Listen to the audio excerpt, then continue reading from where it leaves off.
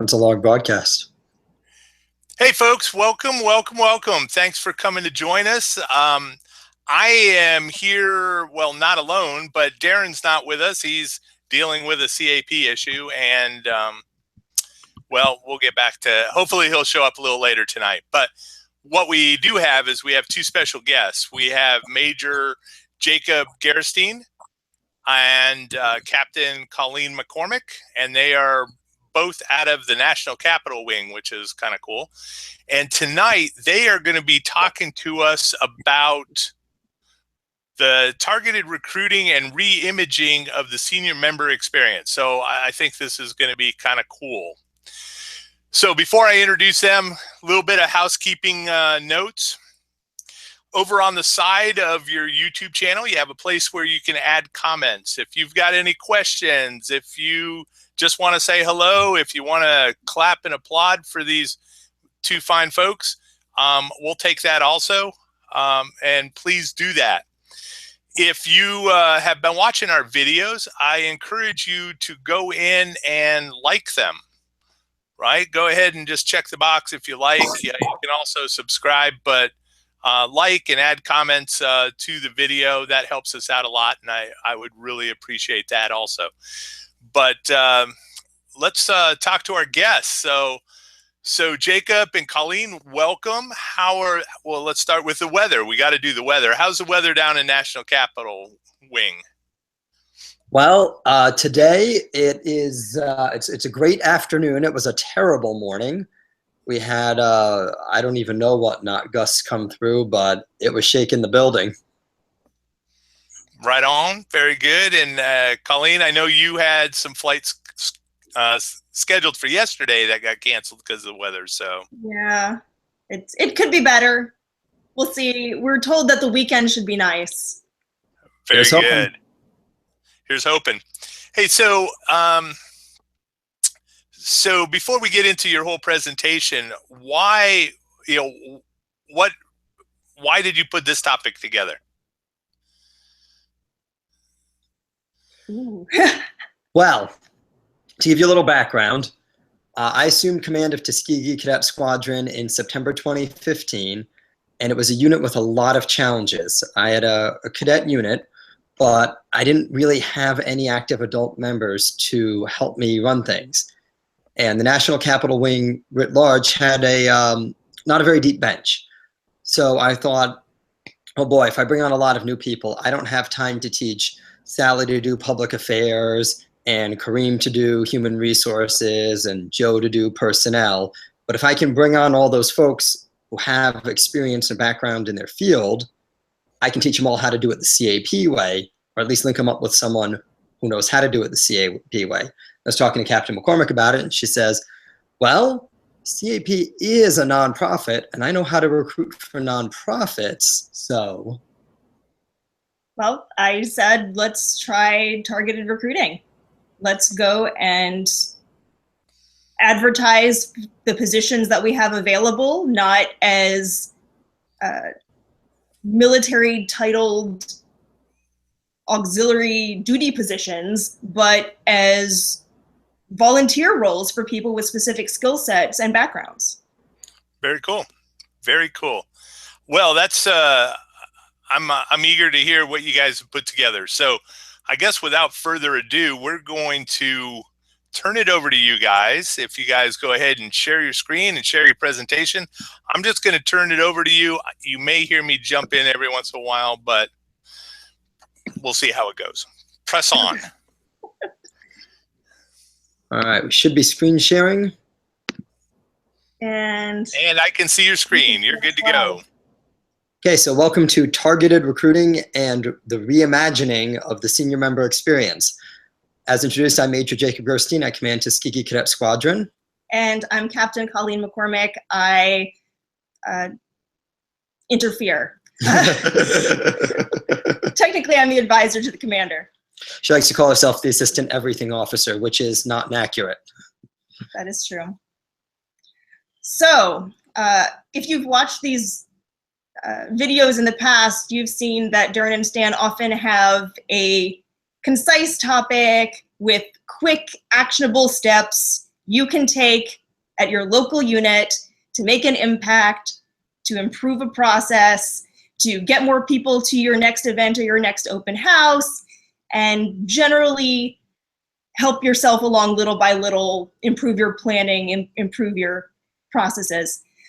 Well, unfortunately, we don't have anything quite that simple or straightforward here tonight. Instead, what we're here to do is ask you to do some deep thinking about the way that CAP thinks about, recruits, retains, and uses its adult members, and beg your help in petitioning the larger leadership of CAP to institute some broad changes and some broad refocusing of the senior member program in order to make it more relevant, more useful, and more in touch with current trends in volunteerism and the current needs of Americans. So With that's ambitious, I know. We'll be covering all of that in these 3 easy overview bullet points. This is the easiest thing you'll see all night. On CAP recruiting and comparing it to national volunteerism trends, broadening the appeal of senior membership in the Civil Air Patrol, and then putting targeted recruiting into action.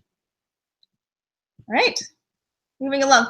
So I think we get caught up sometimes in a woe is me attitude about the state of the Civil Air Patrol and what our membership is and what it could be and what it has been.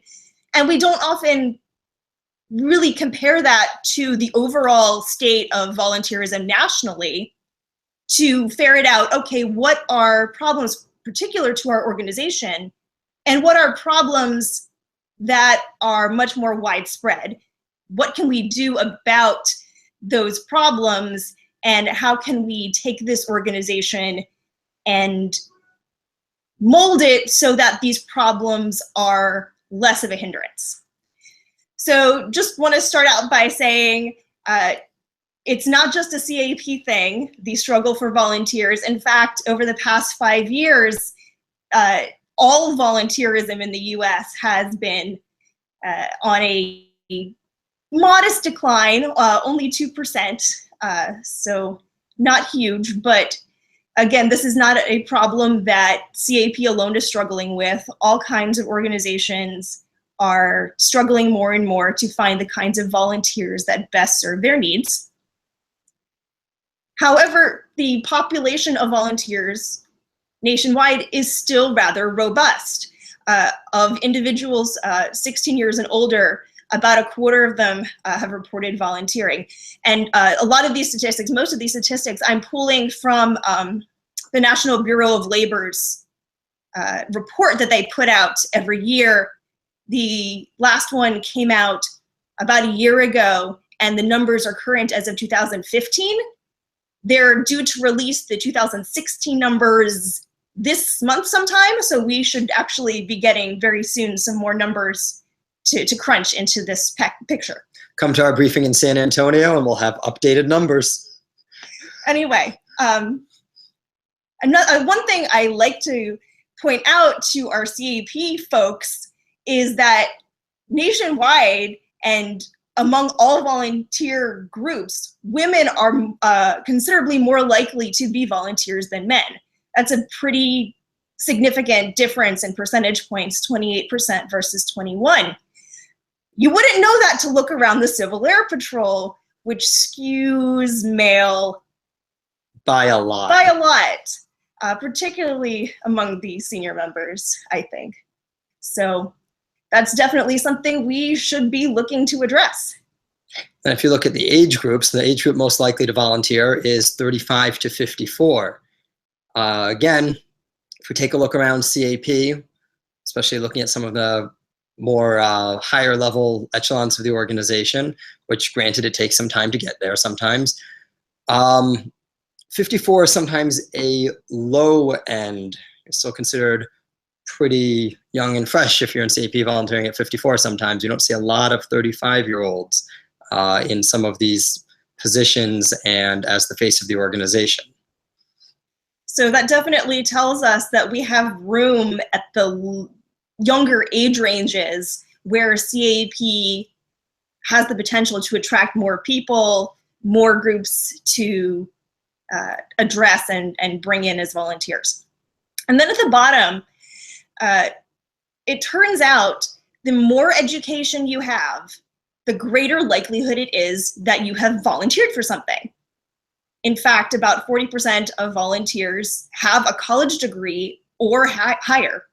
So that also tells us that potential volunteers are often very knowledgeable and very skilled, and that they're going to bring those skills to the organizations they work with. And so that's something to keep in mind. The people who we have the potential to bring in are often people whose skills we need to do a better job of appropriately utilizing. Right. Okay. Another thought. CAP is a very labor-intensive organization to volunteer for. If you think about what we consider in many ways the bare minimum of CAP participation, maybe 2 hours once a week on squadron meeting night, that's easily 100 hours a year. And we've got our initial training too. You can't just show up and sort cans of soup. Nothing against that. That's very important.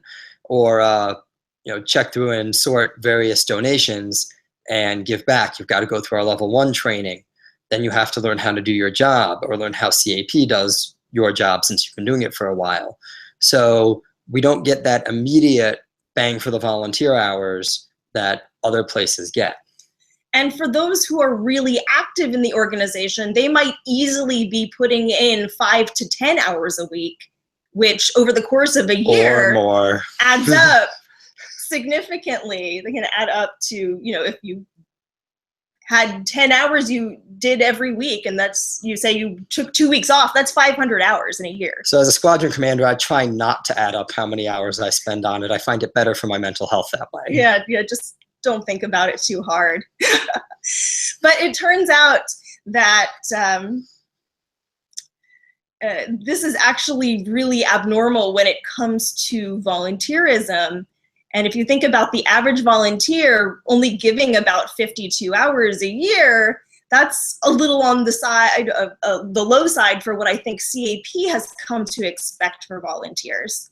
Of those who give more than 100 hours a year, which would be somebody who came to the weekly squadron meeting, but not real much more than that. That's maybe 25 to 30% of people manage that, and only about 6% of people.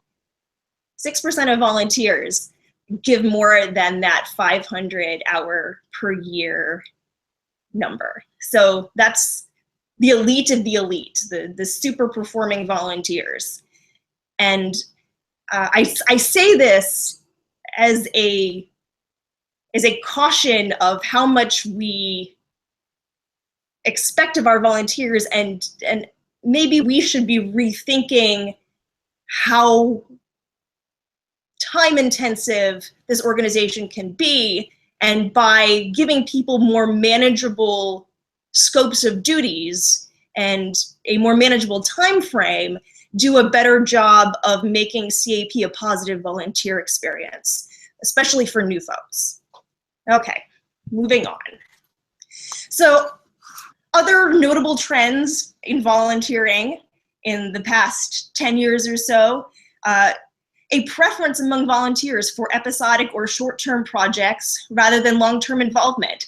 Not great news for us, because we live and die on long-term volunteers, those people who stay with Civil Air Patrol for 3 years, 5 years, 10 years, 50 years, and bring that institutional knowledge, keep things moving along, take on usually half a dozen duty positions sometimes, and keep things functioning.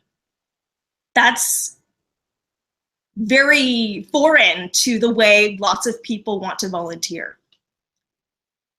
One thing that I think we can work with, and that our targeted recruiting program that we've instituted at our squadron has been trying to take advantage of, is a marked increase in the number of people looking for skills-based and pro bono volunteering positions. And this is especially true of people under 35. So that elusive young professional category that CAP doesn't always seem to be able to reach.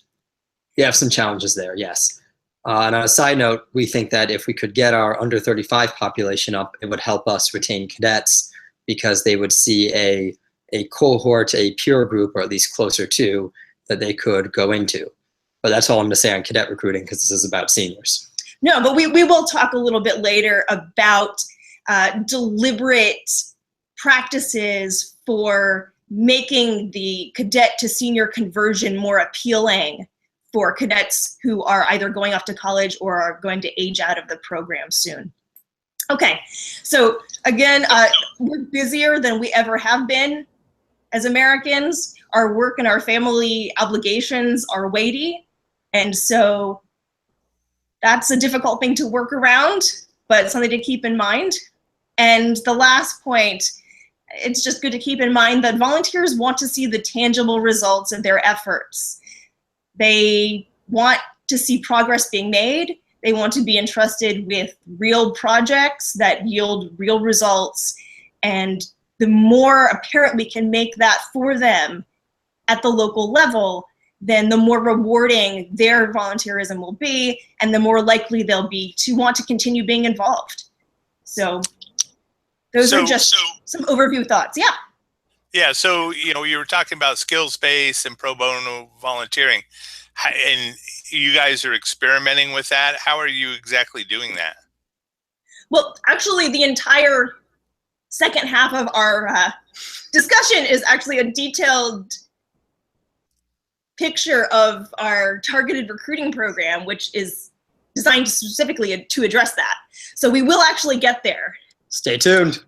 Okay, I will go back to behaving myself. But that's no fun. The discussion on the side is fascinating, because we have a lot of folks that are, saying 52 hours. That's like 1 week, right? So that's where we're in with the discussion. It's I hear you. As a sergeant commander, I pretty much feel like I have a full-time job on top of my full-time job that pays for my CAP habit. And that's kind of the interesting thing about CAP is you're really taking on a job. This is an unpaid job in many aspects, to manage a unit, to make sure all the functions are going. So I am really curious on where you guys are going, with this conversation. So I will go back to being quiet. Yeah, no, sorry. It's a really interesting topic to think about, because we look at 52 hours a year and we say that's silly, that's adorable. But really there's only about a quarter to a third of volunteers who are giving in the 100 to 500 hour a year range. Those are our ideal recruits. Well, I think, similar programs, when you're talking about scouting and 4-H, that the leadership in those organizations are, probably doing very similar things that CAP is doing. That you have other volunteer organizations where, you're putting together a community garden, or, running a soup kitchen or something like that. Then, it's very different. And I think, for the data, for the information, which, I've read the same data, and it's, and it's always fascinating to see, but I think it's, really what type of organization that you have, looking at the Red Cross, they're, they don't necessarily, they have people that they need teaching all the time, but it's not like we are, that we're meeting weekly and such. So I will let you continue. Sorry.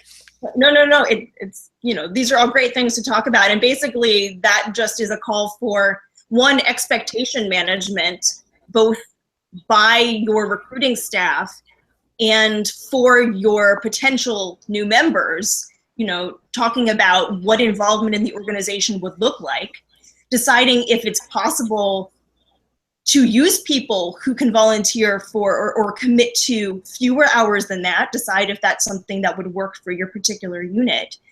And then also keeping in mind that this might not be for everyone specifically because of that, but it's also something that you can be very upfront about, which is something that can be good, especially for your retention. Yeah, I think, you know, Kevin Barry in the notes, he was saying he stopped scaring prospective seniors when he stopped saying 2 hours per week and began saying, it's a volunteer organization. We'll take whatever you can give. And CAP will take everything you can give. And, you know, yes, so, and they keep coming back. So, you know, I agree with managing expectations. Very cool. All right. So when Jacob here took over his squadron, we kind of sat down to think about this recruiting issue in terms of the numbers he lacked and how there wasn't really anyone to run the program, certainly not more than 1 or 2 people who had been there longer than a few years or had been in CAP for more than a few years even.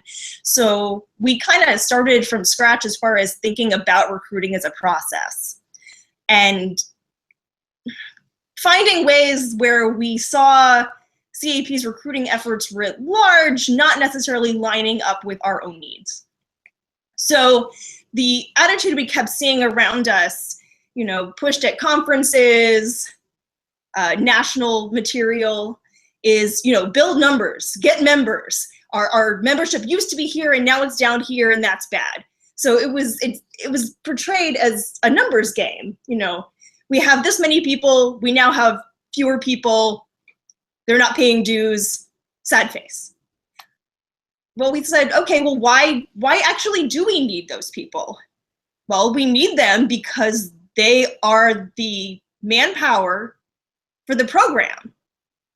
And instead of saying, okay, well, we want to recruit, you know, 10 people, we said, okay, these are the positions we want to have filled. We want to have someone in all of these duty positions and then an assistant for these duty positions. And we decided, okay, we need, you know, this number of people working primarily in cadet programs. We need this number of people in ES, this many people in aerospace. So what specific tasks needed more manpower? And then thinking big, going, okay, well, if we had all the people we wanted with all the skills we could imagine, what would we do? And of course, we made a very long list, and we've done a little of it. We're working toward it. We're getting there. We're still at the, you know, stage 3 of this 10-step program. It's not literally outlined like that. Don't worry, we're not going to give you 10 steps. No. So, and our other thought was, and we've seen this borne out so many times in various levels and in various units, people always panic when someone leaves or moves or goes on to a different thing because they've been doing it for 10 years, 20 years more, and there's no one to replace them. But if you had started 10 years ago, 20 years ago, finding people to learn that job as well, to supplement their efforts, there would then be folks to step into those roles when somebody inevitably has a life change. I've seen at my unit and at our wing, you never know when your key person's going to walk out the door because they got a new job, because they've decided that they're finally going to retire from their CAP job after they retired from their regular job 20 years ago and moved to Florida, because someone has a family change, an unexpected other life change, a new job where they can't meet on Monday nights anymore. So if you don't have that bench in place, if you don't have that depth, that can leave you really hurting, and you end up going from personnel crisis to personnel crisis to personnel crisis, especially if more than one hit at once. That's why building the bench, having assistants is important. Another organization I volunteer with came to the conclusion basically they need 3 people for every full-time volunteer they have because life comes up. Okay, so our second question was, okay, we know why we need to recruit. Who are we going to recruit? And we felt this tension between the attitude we were hearing voiced around us of get people in, figure out what they're going to do later. They have time to learn about the organization and figure out what their duty position will be. But for now, just focus on recruiting them.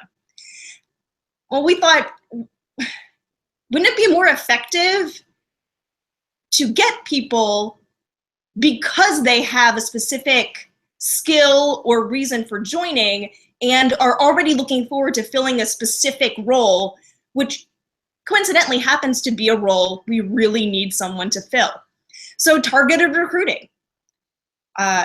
We started recruiting people for specific duty assignments.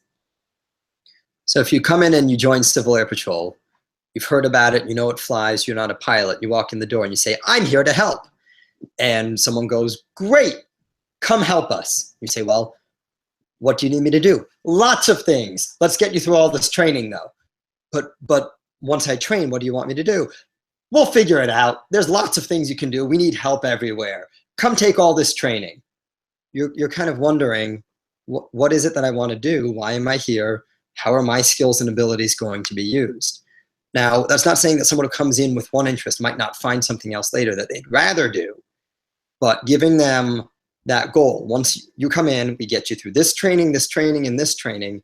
You're going to be my assistant pogo sticking officer. And they go, great, because either they've studied pogo sticking, they've got a degree in it, they've got a strong interest in it, but most importantly, they've got a reason to get through this level 1 training and to keep showing up until they can start making that recognizable, defined contribution, visible contribution that Colleen was talking about earlier.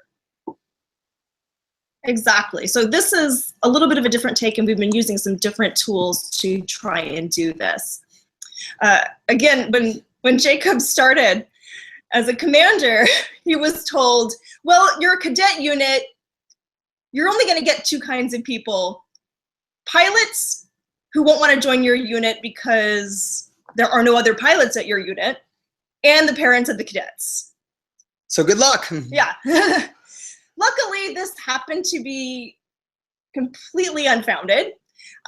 We've been discovering that the draws of Civil Air Patrol, if you take the time to articulate them effectively, are going to appeal to most groups of people. Even those groups that we do a really bad job of recruiting, traditionally. So the key, though, is to find those people who have reasons for volunteering with CAP specifically. People who will derive benefit from CAP that is tangible, that is useful to them, and that fits in with their life and their life's goals. Make sure you know what those reasons are. Exactly. I interview everyone who comes in and I ask them, why are you here? And they say, oh, I want to give back to the community. I say, yes, you found us on volunteermatch.org. I know you want to volunteer. Why are you here in my office talking to me instead of with a different organization? I want to know what they're looking to get out of it so I can make sure they're getting that so I keep them. Yeah. And a reminder here, and this ties in with the statistics we saw earlier about average number of hours worked. It's virtually impossible to tell how effective a volunteer somebody's going to be. Even after you've met them, even if you've interviewed them in person, it's almost impossible to know who's going to eventually end up joining. And secondly, who's going to be a really strong performer. We have found, at least at this point, no reliable indicators of who that's going to be. So the lesson there is make sure that you treat everybody as if they could potentially join and could potentially be a great asset. Work individually with these people to find the ways in which CAP can best serve them as a volunteer opportunity. Be reliable, follow up, answer emails, answer phone calls. Don't write anybody off until they've said, hey, this isn't the organization for me, or hey, this sounds great, but I can't for these reasons. until somebody says, I'm good, I'm done, keep following up with them, because, we've, not seen somebody for a month, and then a month later they're there saying, okay, now I got my stuff sorted out, give me my application card and let's go. So really be open-minded about who's going to, be worth recruiting, but also keep in mind that the only way that we found to identify the really strong performers, those people who keep the units going year after year and become really dedicated gung-ho CAP members, is to recruit as many people as possible. And yeah, the vast majority of them won't be amazing, but a certain percentage of them will be. So where are we going to recruit? We started looking at... One thing there, Colleen, and, in identifying who you want to recruit, who you're looking for, one of the things that's really important is we need to be looking at diversity. That, we have a tendency to go with our own biases. We tend to flock, with people that look like us, act like us. But the reality is the really successful organizations have a wide diversity, and we are doing ourselves a disservice by not tapping into that. I just read an article that the most successful companies, for example, have more women in executive positions. And, once again, you noted earlier that CAP tends to be, skewed male. And so I think, when we're looking, we need to look for folks who are able to do the job and do the job well, and not necessarily just look in our backyards, because they tend to be homogeneous. So absolutely, 100% yes. There is no limit on the number of people who can be in the organization. Therefore, there's no reason to not pursue the widest, largest group of people possible. It just means if somebody's not represented in the organization, that just means we have an entire pool of people who haven't been told about the organization yet and aren't getting that message from us, and we need to find ways to reach them. And one of the drawbacks of person-to-person recruiting is that we tend to go out and recruit, like you said, the people who are just like us, the people who live in the neighborhood we live in, the people who work at the job we work at. Yeah. Another challenge with person-to-person recruiting is they know you, they already know you're in CAP, they already probably know you think it's pretty cool. If they were going to join, they probably would have already. So we need to reach out people that you don't know, people who aren't aware of the opportunity, who haven't potentially already considered it and thought, that sounds awesome, but I'm already doing my 8 million other things with my family, like Colleen talked about earlier. We need to get the people that have the time, who may not be the people we know. Exactly. So when we thought about where are we going to do recruiting, to places that have wide audiences and had wide audiences of people who were not exactly like us. So going to the web, using a number of volunteerism websites to post opportunities, to work with our unit, skill communities. We've gone to local STEM communities and things like that, approaching them for volunteers. Communities, not necessarily the one you live in, but ones that could be served by your unit or close enough radius, and advertising there locally to help ensure that your unit reflects the larger society, the larger community in which it exists, and hopefully is trying to serve. And then also, hopefully, we haven't done a whole lot of this yet, but expanding our work with colleges and universities, and we'll talk a little bit more about this later, in terms of skill building for young professionals, but colleges and universities hopefully targeting young people as those who want to build experience in specific skill fields. Okay, so this is just one sample of one of the ads we made. This is our little page on Volunteer Match. So it kind of has our organizational profile at the top. You know, we have 11 opportunities. Come volunteer with us. We have our address, and it's hard to see the little icons, but it's basically saying, you know, we're an organization that has educational missions and community service missions, and I think emergency services missions might be another one. But if you look at the bottom, if you wanted to see the way we've advertised these things, we're not using Civil Air Patrol terminology to talk about them, because almost no one out there in the wider world knows what a personnel officer does. That's a very Civil Air Patrol way of talking about something. But a human resources specialist, they'll understand that a lot faster.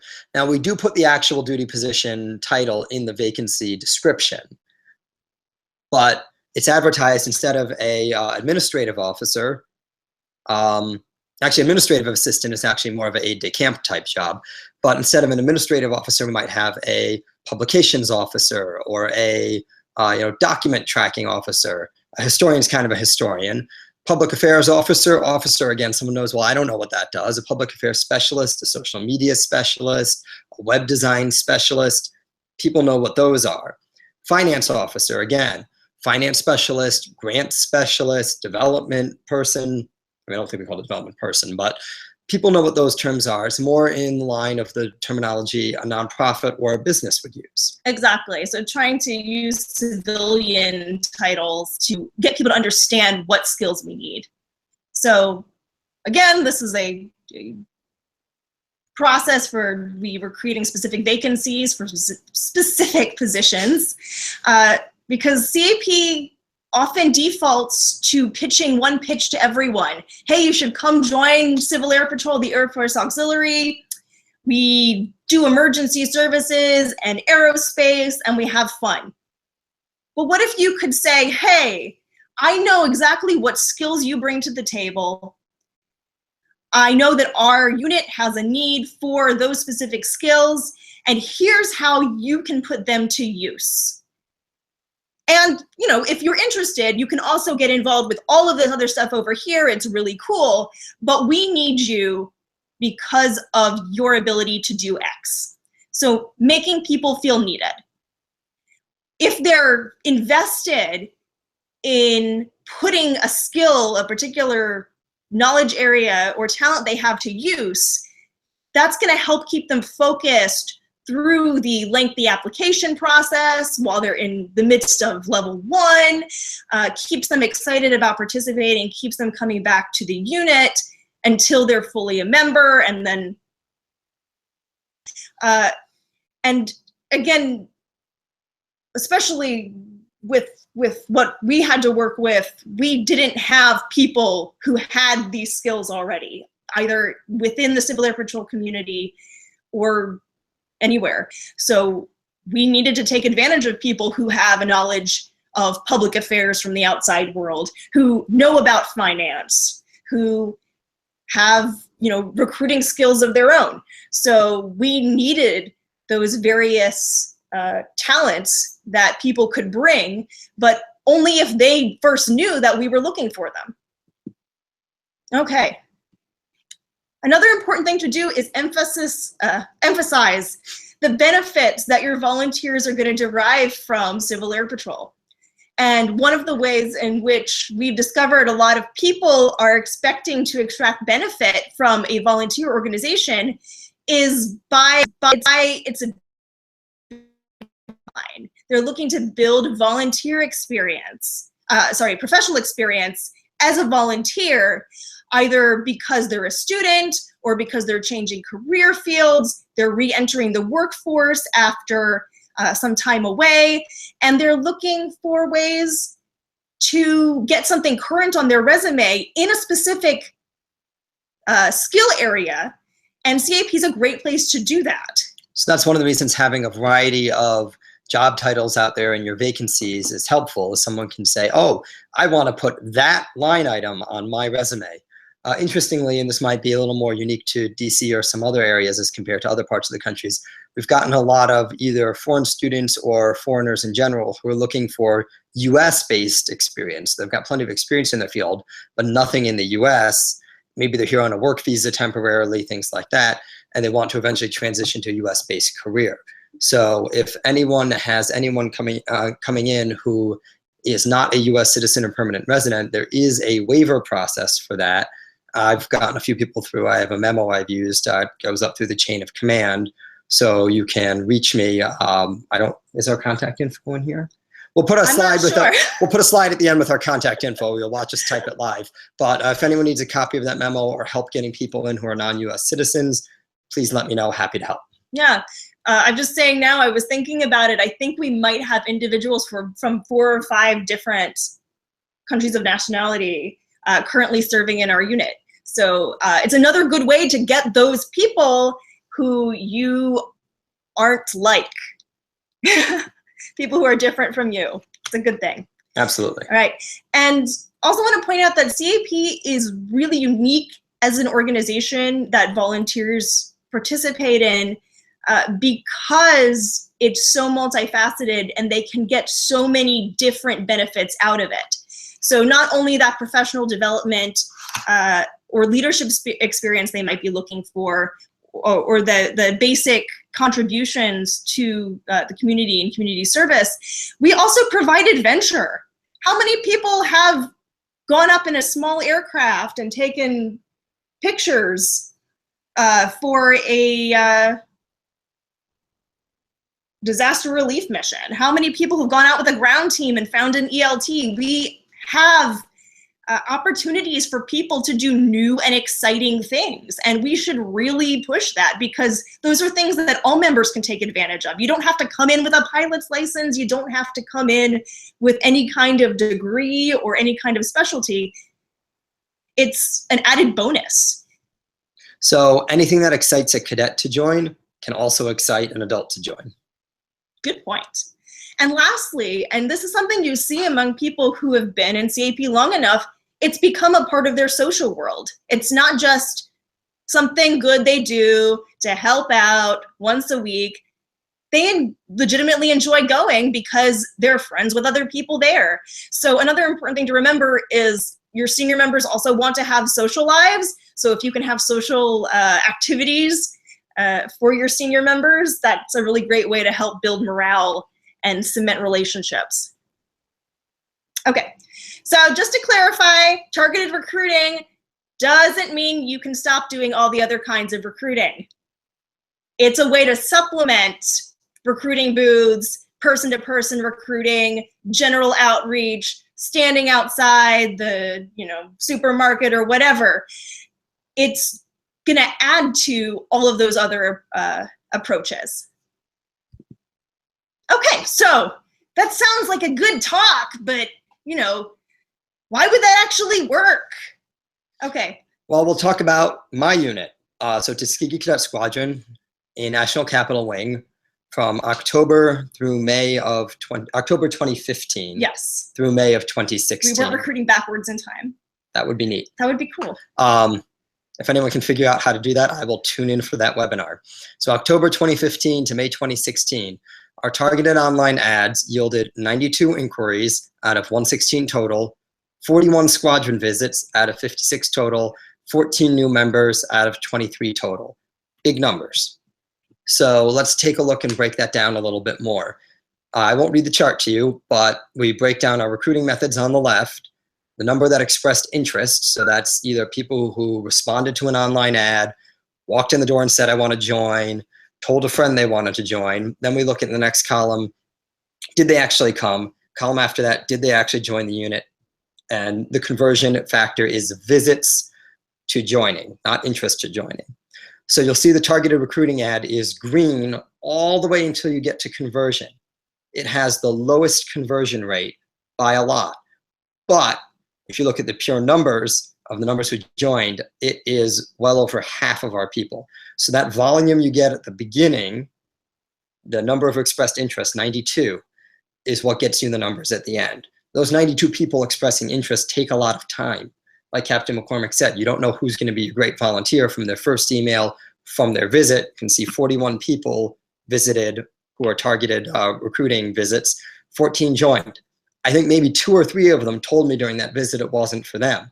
Most of them sat there and said, this sounds awesome, this sounds great, I want to join. And maybe they're looking at 3 or 4 different organizations. Maybe they got that job they were looking for. Maybe they moved out of the area. A lot of them just ghosted us. However, if I hadn't put in that effort on 92 of them, I could have lost some of those 14 who joined, many of which have come on to be my star members in the unit. So taking a look at demographics, you can see that we're talking about average age, gender, minority. So our targeted ads did pretty well. However, overall, I think we've done pretty well in that with some of our other methods also. So I do want to go back and talk about the age thing. That's important. Thank you. If we think about the average age of the average CAP senior member, I don't know, what would you say? Probably mid-50s, possibly? Possibly. You know, because we're not counting any cadets. We're not counting cadets, ooh, yeah. If you look at it, the targeted ads, the average age of the joins we had that came from targeted recruiting, average age is 34. That means half of those people were younger than 34. So I think that is pretty impressive. Also, look at that gender balance. That's more like the typical ratio of male to female volunteers nationally. You know, in all organizations, where females have a significant lead on volunteer participation. Yeah. So it's much more in line with what we would expect to see if we were drawing equally from all sectors of the population. So these numbers, in case you didn't catch what Colleen said, these are the people who joined. Yes, so this is looking at the final column in the previous chart. Yeah. So this strategy gave us a lot of growth, and it also recruited in a way that kept our unit looking like the community it's in.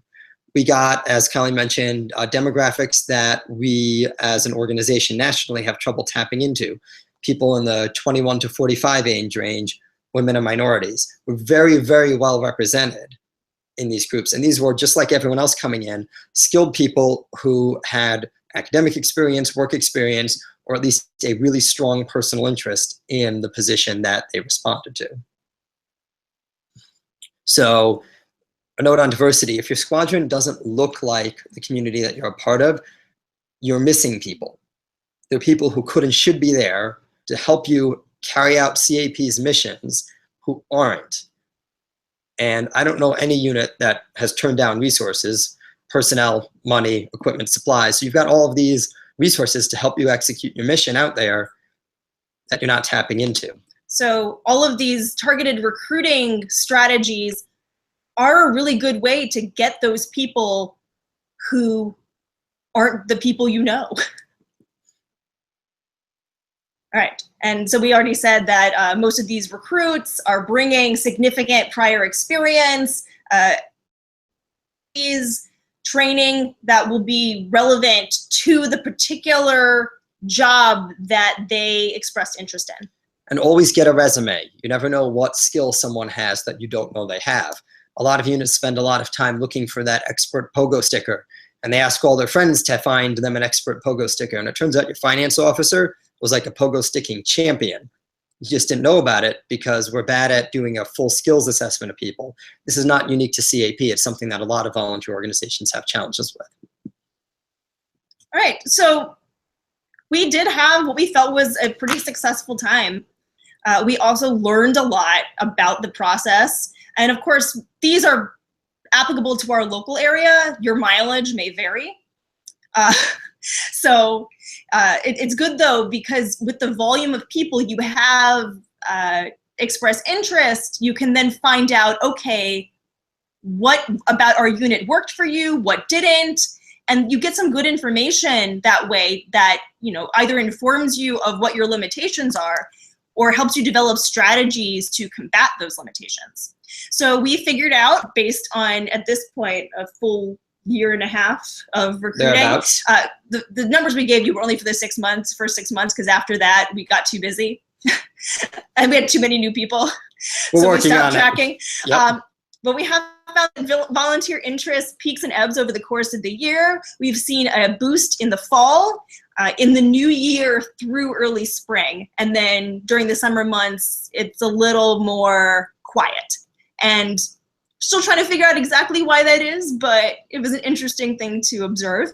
We've also learned that our squadron's location is less than ideal because we're in DC, but we don't have public transit access, and that really limits who can get there on a Monday night during rush hour.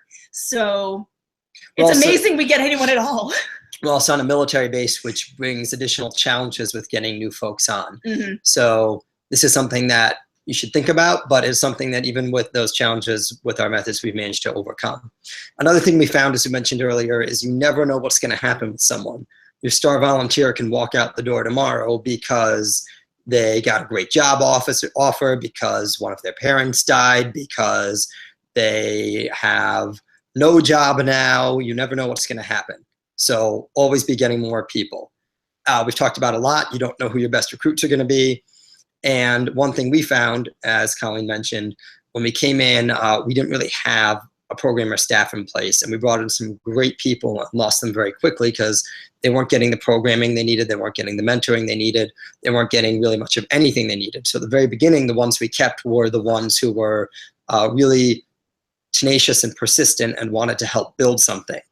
As we put on more seniors and had now a recruiting team, now an onboarding team, now a professional development officer to help take people through their level 1, we found that our retention got better and we managed to get more conversions. So people are a lot easier to get when you already have people.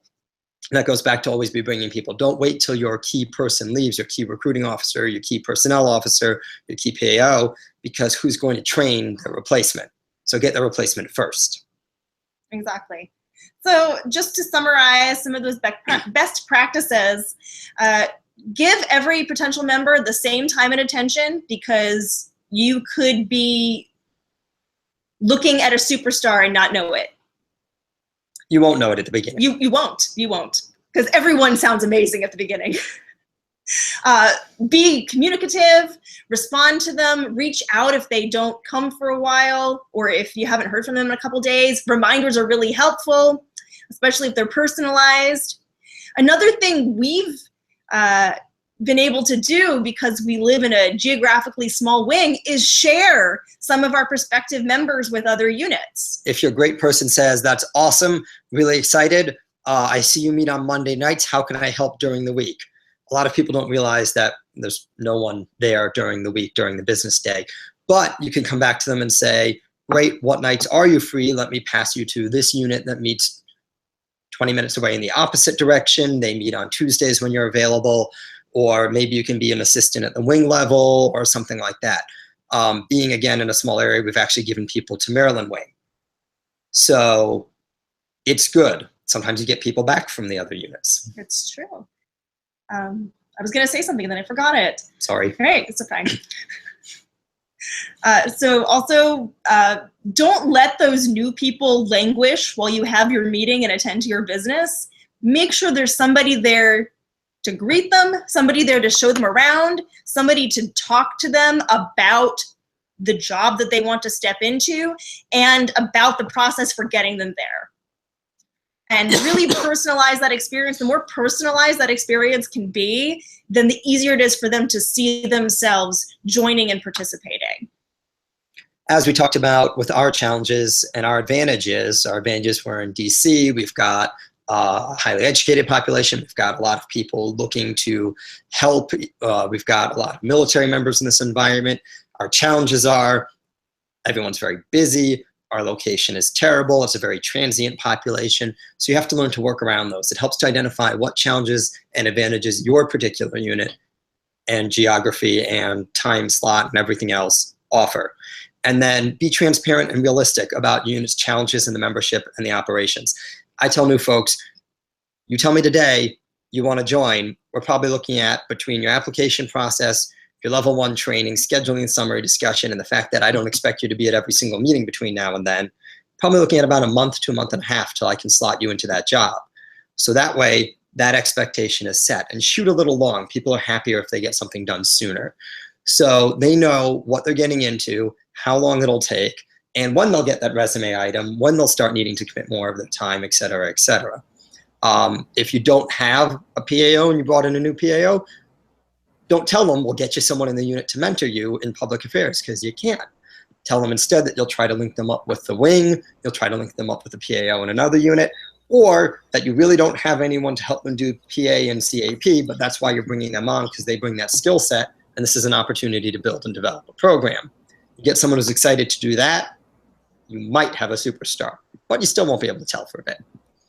Yeah, I would like to. Right here, you just brought it on line. So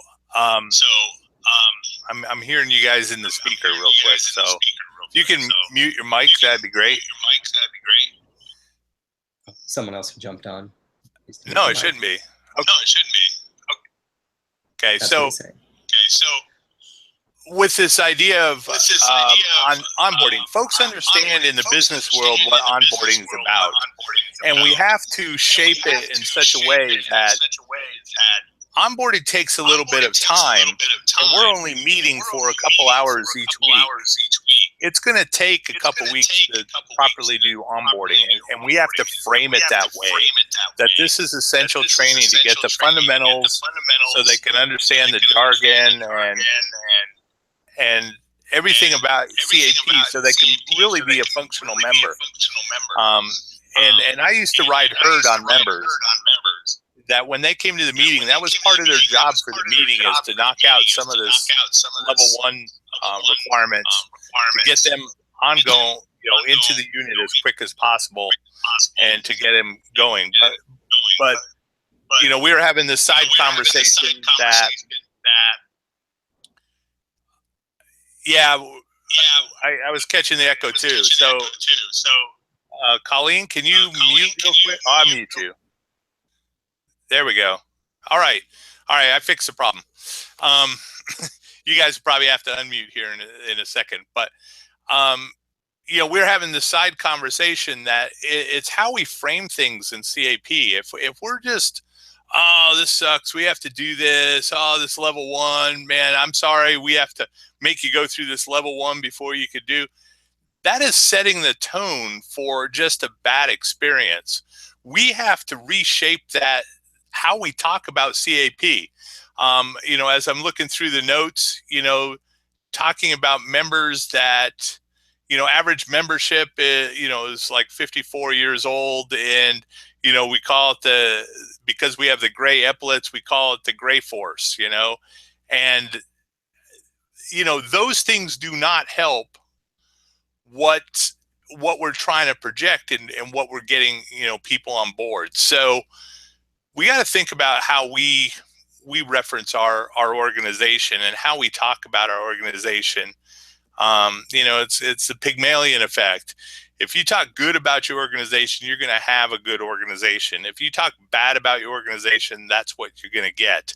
Our minds do not know how to differentiate. When we have a thought, it'll just take control and move you in that direction.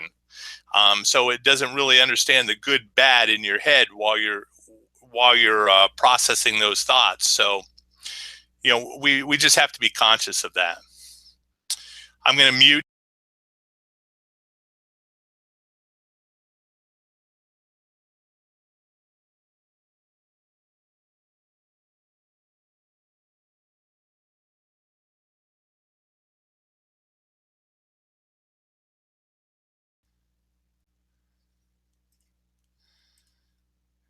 All right, Colleen, you're going to have to unmute yourself. Sorry.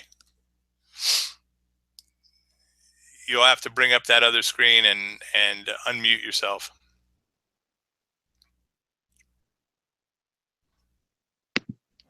Perfect. You're back on. Oh boy. Okay. Something bad happened. Hold on. Are we still on audio?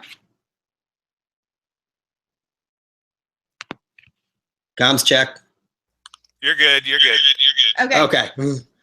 All right. So have an onboarding checklist that'll help your members and your new members and your recruiting team track where you're at, and know that cadet protection must be completed within 60 days of joining, or a member could get locked out of these services until they finish that. I'm not sure if they're locked out or they just get a big warning message, but I've had reports from members who we haven't quite gotten through that. Hey, I get this giant error when I come on saying something about this training I need to finish. Yep. Have a consistent senior member program during squadron meetings. Have something for them to do. Have a default where if they're not doing their level 1 training, if they're not doing something that's part of their job, this is what they're going to be doing. It can be leadership training, it can be cadet training, as in training about cadets. I've got all of my seniors enrolled in the cadet program specialty track. Have a plan. Have a roadmap for their first 6 to 12 months and give them something to do immediately. As soon as you get them in that duty position, have work for them, because you just told them, you needed their help, you needed their skills, so they expect to be needed and used. And yeah, you can't assign them to their duty position till they're through level 1, but they can start planning as soon as they can. And they can start helping with a job, maybe depending on the job, once they're through cadet protection. So just to summarize a lot of the things we've been talking about and what we kind of would hope to achieve organization-wide in the future, what we really want to do is take this targeted recruiting ad to the big time. We want the management, ongoing management of these ads, ideally at the wing or region level, to fill those vacancies at all of the units. And we really think that this is something that should be managed by wing or region because of its value, and because we don't want, people to go to some squadrons and not other squadrons. We want everybody to get their personnel needs served. Yeah. So one thing that we found, and you might say, I'm a small unit in the middle of nowhere, I'm not going to get people, I'm not going to get that draw. For those of you who aren't familiar with the DC geography, Frederick, Maryland is up at the top of Maryland by Pennsylvania. And I've gotten responses to our online vacancies from people that far away. I have someone in Frederick saying they wanted to be my historian. I said, that is awesome. You are never going to make it to the southeast part of Washington on a Monday night. But were you to try to do that, you would drive by at least 6 or 7 different squadrons on the way. Let me find you one closer. We've had people from Baltimore. We've had people from way out in Virginia. A lot of them, the first time they've ever heard of CAP is this online vacancy. So we end up spending some time pushing them out to other units. Now, National Capital Wing, the wing has already agreed to take this program on once we can find someone to manage it at the wing level. So what did we do? We recruited someone to run the program at our squadron, and then we're going to give them and the program to wing sometime this summer. But by having it run at the wing level, or maybe in certain wings, the group level, or maybe certain areas, the region level, we think the higher level, the better, they can look at a prospective recruit coming in, where they live, what units are nearby, what units have skill gaps, take into account things like local traffic, things like that, and point them to the right direction. Also, remember those numbers, 91 contacts, 14 joined, 20 some odd visits. 40 some odd visits, thank you. So 40 some odd visits, that means there are about 50 people we spent time corresponding with and contacting that never visited a meeting. Cost of doing business for this method, we recognize it. But if a wing managed program took that on, the squadrons would be getting much more vetted contacts that are more likely to show up, and that would help all the squadrons in the area. Exactly. And so, yeah, if you're listening and you're interested, please push this to your wing, to your region, recruiting and retention officers, to your wing leadership, your region leadership, your commanders, your wing and region staff. because I think this would be a great benefit to the organization for all of the reasons we just outlined, and it's silly that we're not doing this already. Okay, so the other parts of our vision for the future, the promotion of CAP, not just as a leadership lab for cadets, but one where senior members can also gain experience, develop themselves. We have a professional development program. It's built into our organization. We don't have to reinvent the wheel. We just have to change how we talk about it.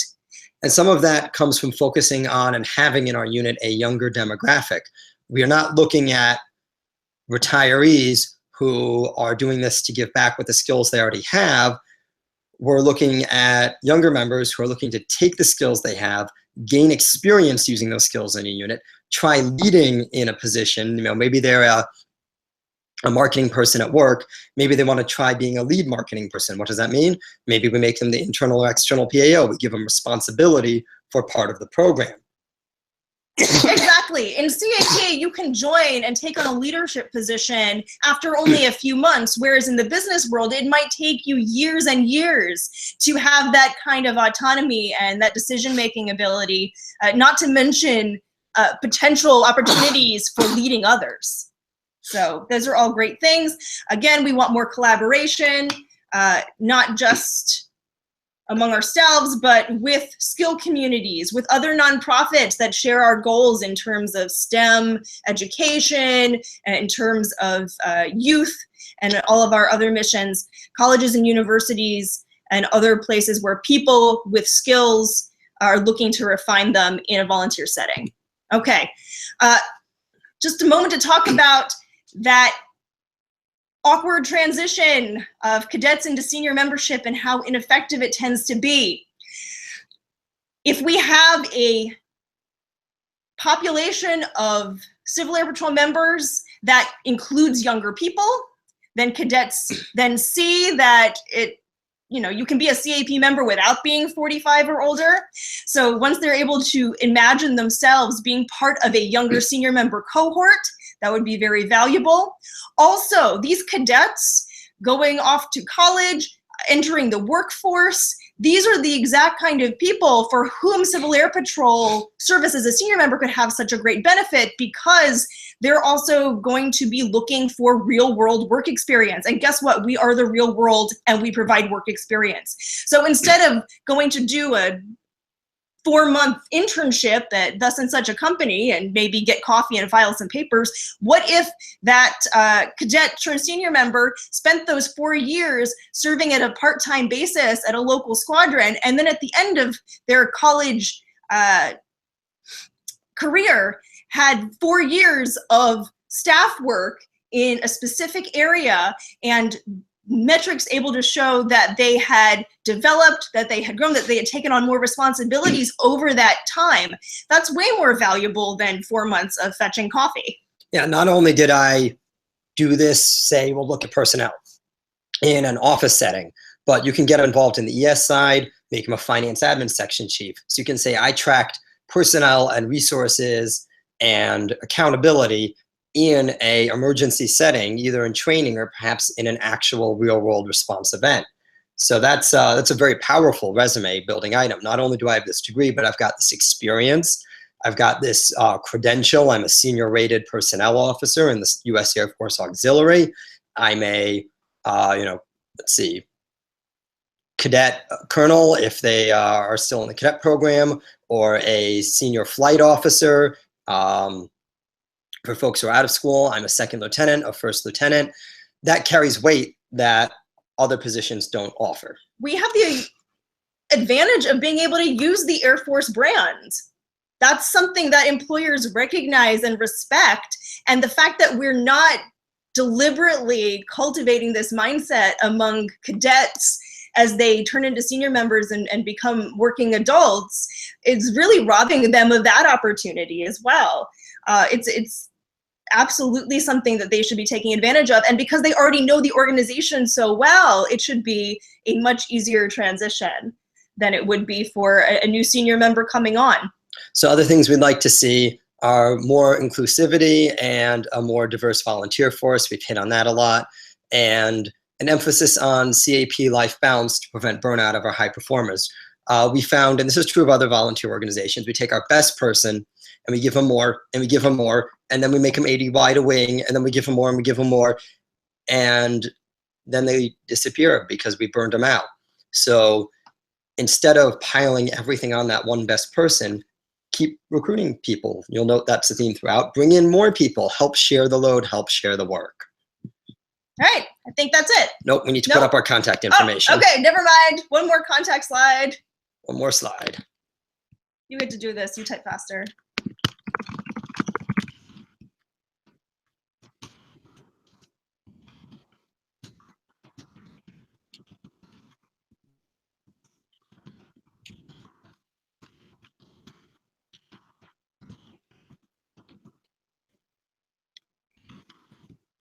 All right, so everyone should be seeing our email addresses up there. Are you seeing that on your end? Yes, we are. Yes, we are. Excellent. So if you'd like, if you have follow-on questions, you'd like details, you'd like to see our vacancies, you want to bat around ideas, go ahead and let us know. Email is, I get a lot of email. So if you email us and you don't hear anything in a couple of days, just email again. It pops it up back to the top of my queue. With that, that closes the formal part of our presentation. I know we're sorry for going over. We're going a little long, but we're happy to hang around for questions or discussion.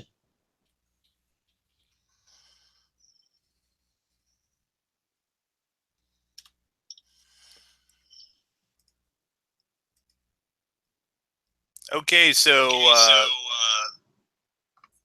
yeah, so if you go ahead and hide your slides. Oh, yep. All right. And hold on a second. We're going to turn off screen sharing. Perfect. There we go. Perfect. Yeah, so we may get some echoes back and forth. Why that was happening. It's basically coming through your speaker. So. All right. So if you play with the mute button, we'll just kind of go back and forth.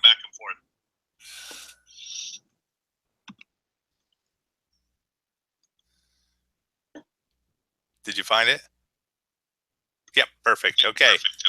No, it's not. If you mouse over up at the top. You want to use that one. Oh. There we go. Yeah, so question from Kevin. Is this being recorded for viewing at a later time? Absolutely.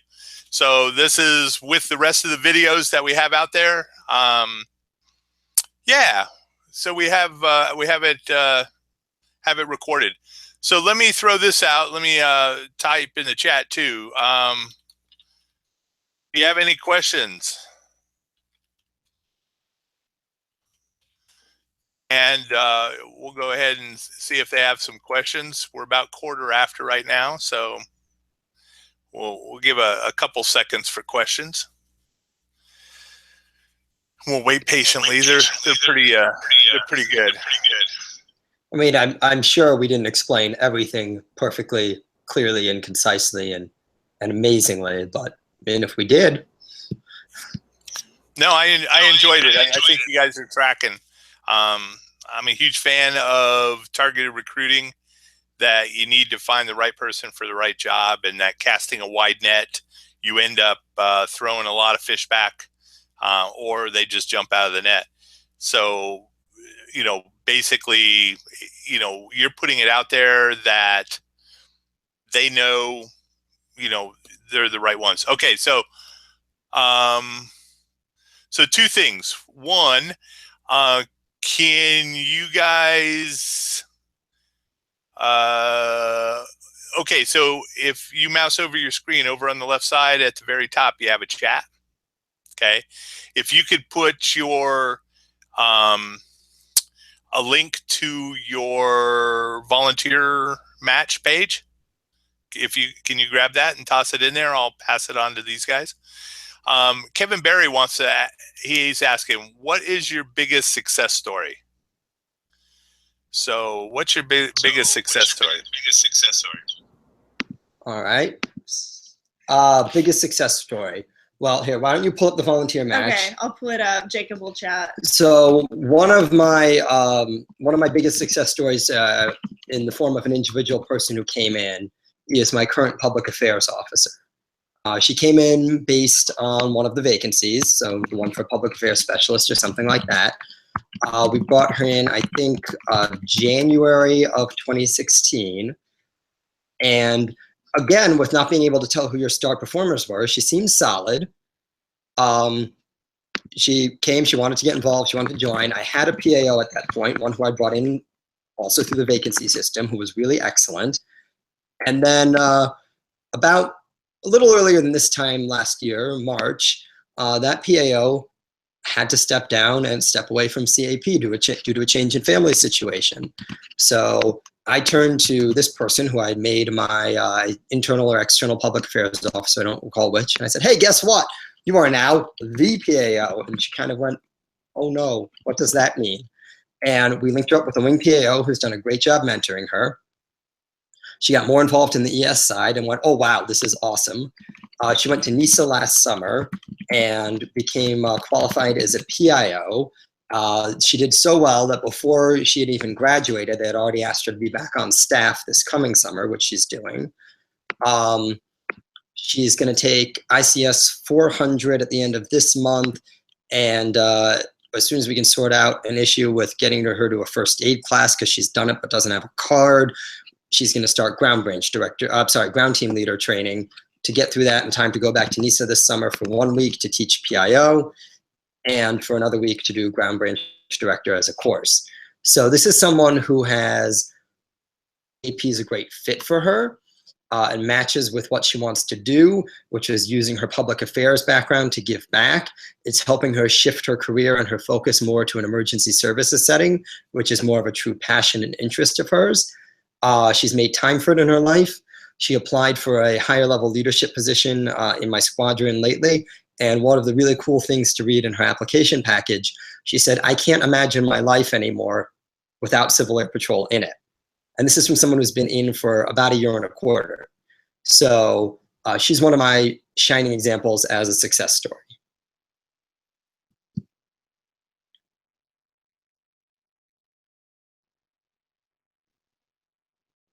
I think you're still on mute.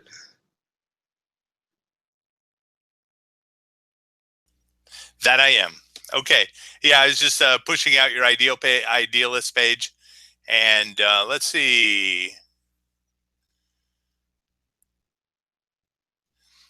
Yeah, basically, we've just had conversations. A lot of people have different experiences. Pennsylvania, for example, they have this additional application process with Pennsylvania, the state of Pennsylvania, and it just takes a lot longer time for their processes, so I don't know enough about their processes. Hopefully that you have somebody, that is a CAP member, at least in part, so I have to understand more of that. But that you can at least work them through all this other material, so having the level 1 material that they can sit and read and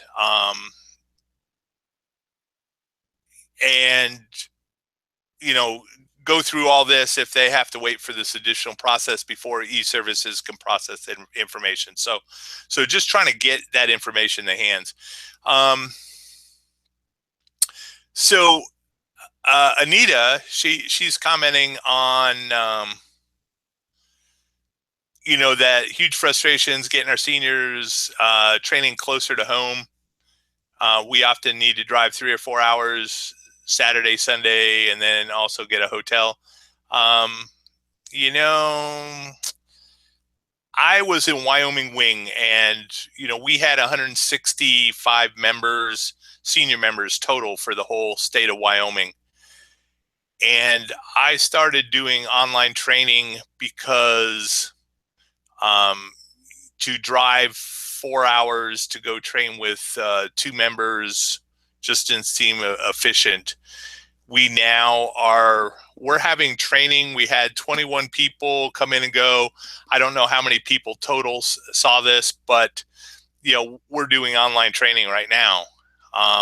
And we're talking about recruiting and retention. And we've been doing this every single month for over a year and a quarter now.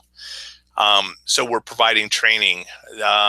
And this is just the mechanism that I'm using, but we can certainly also use other mechanisms like, Zoom or GoToMeeting and have training where they don't have to drive. They can stay there. So we just got to think different. We're in a different world right now. So there's lots of opportunities available.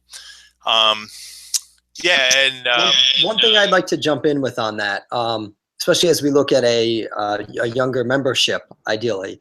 A lot of these folks have grown up taking online college classes, working with a lot of online training, so they're going to be very familiar and comfortable with it. One of the advantages of in-person training, though, is, as Colleen mentioned earlier, the social aspects. So going to an SLS, staying overnight, all of that. I've met some great friends that way who are friends with inside of and outside of CAP. So to me, there's a balance there. Yeah, absolutely. I agree. I'm not saying do away with face-to-face courses. I'm just saying, if that's a frustration point, a pain point, there's other ways to deal with the pain point.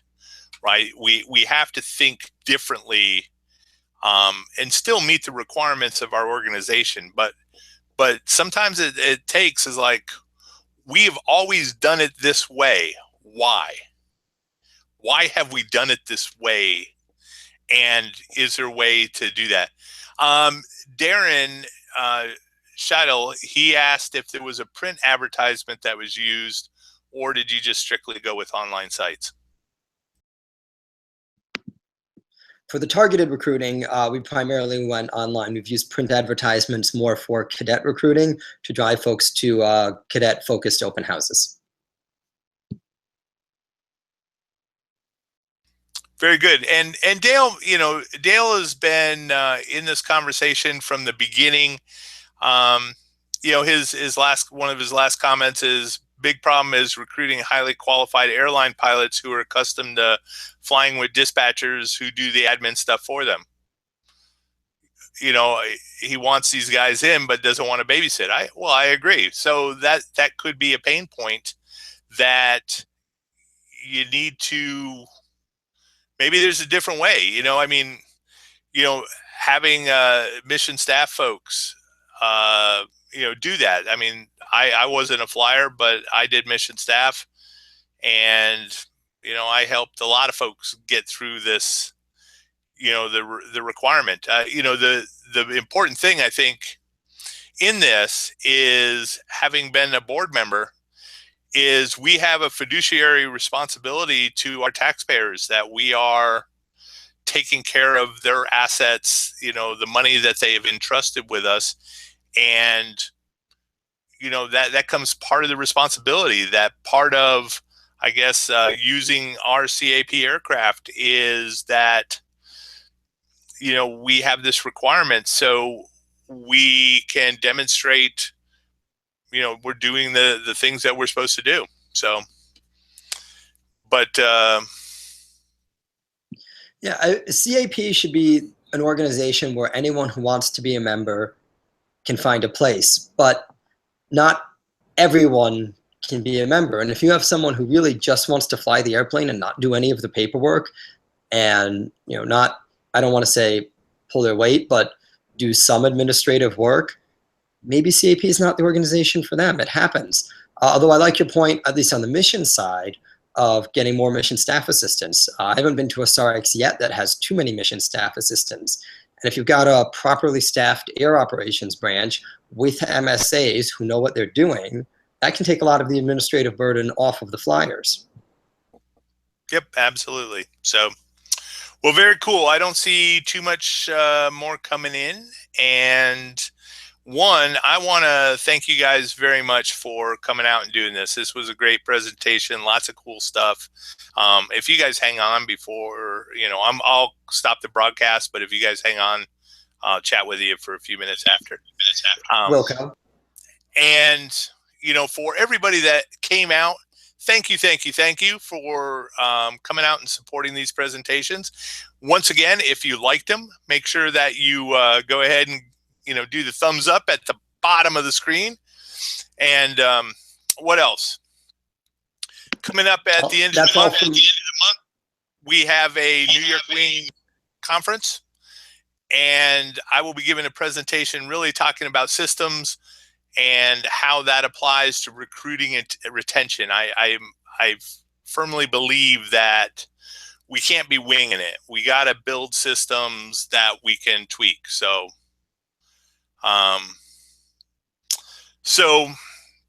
very cool. All right.